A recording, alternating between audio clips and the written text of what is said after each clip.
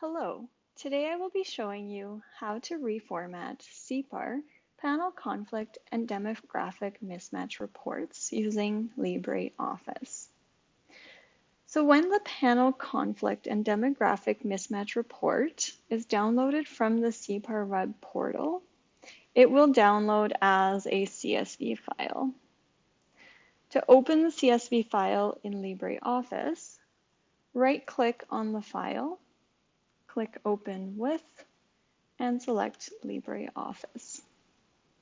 A text import window will pop up. Here you want to make sure that tab, comma, and semicolon are all checked off, and the other options under separator options are unchecked. Once you have done this, click OK.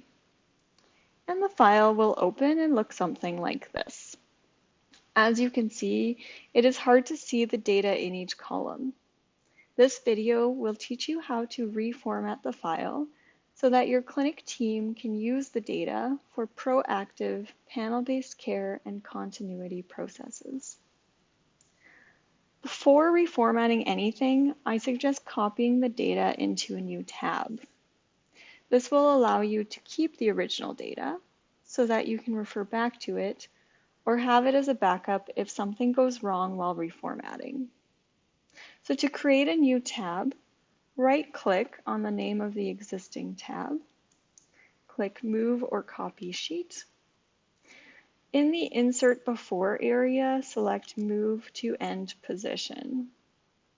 Then you want to choose a new name for your new tab. You will want to take a name that makes sense for you and your clinic team. For example, if your team would like to sort the data by last name, you may choose to rename the tab Data Sorted by Last Name. And remember, you can have multiple different tabs in the spreadsheet, each sorted in different ways.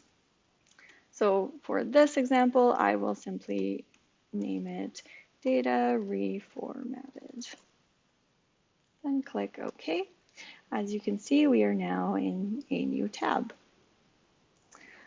So first, to make the columns easier to work with, I suggest deleting the top 7 rows of the spreadsheet. Don't worry, this information will still be in the first tab if you need to refer back to it.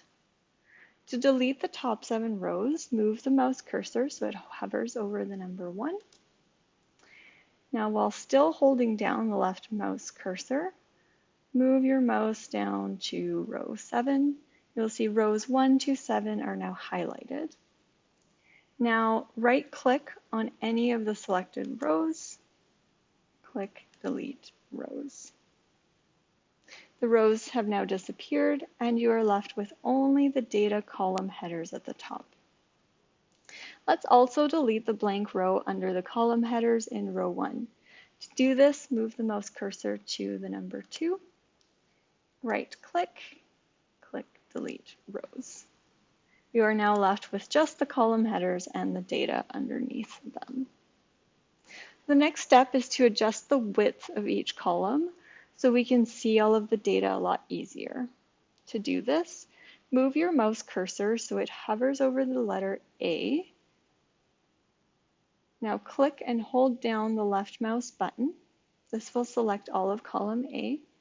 And without letting go of the left mouse button, drag the mouse cursor all the way over to column M.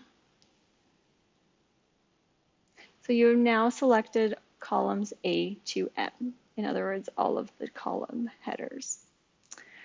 Now let go of the left mouse button, move the mouse cursor over to the edge of any of the selected columns. In this example, I have moved my mouse cursor to the line between columns L and M. When the mouse cursor changes to this icon, double-click on the left mouse button. Now when you scroll over to see all of the columns, you can see the data is much easier to view. Now let's change the formatting in row 1 so that the title of each column stands out from the rest of the data.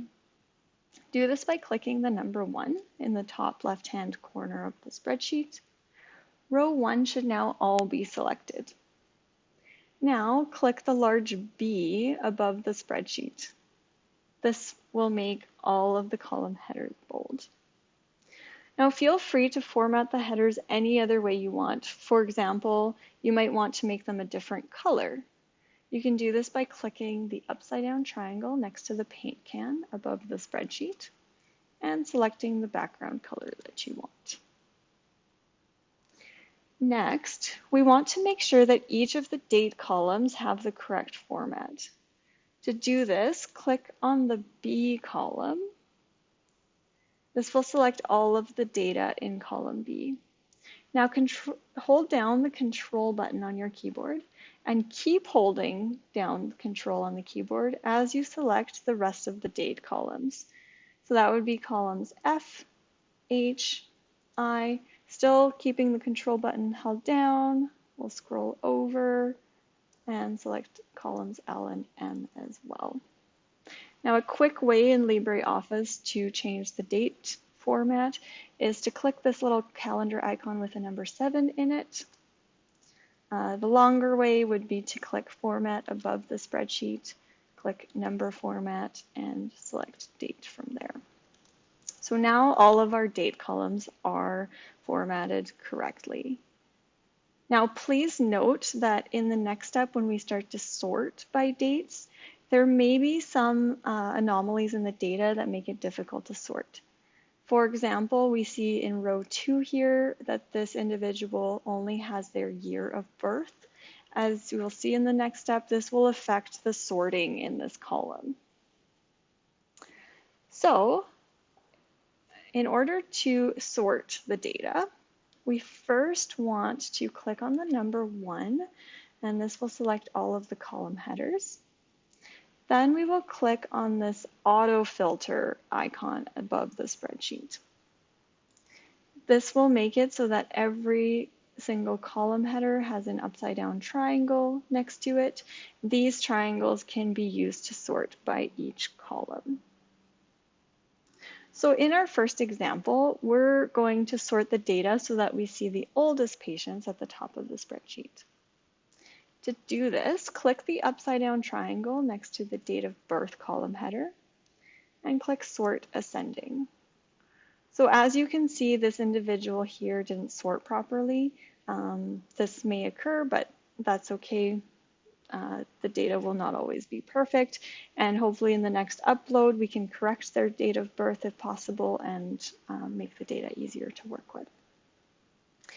Now, let's say we want to see all of the patients who are younger at the top of the spreadsheet. To do this, we click the upside down triangle again, and we click Sort Descending instead.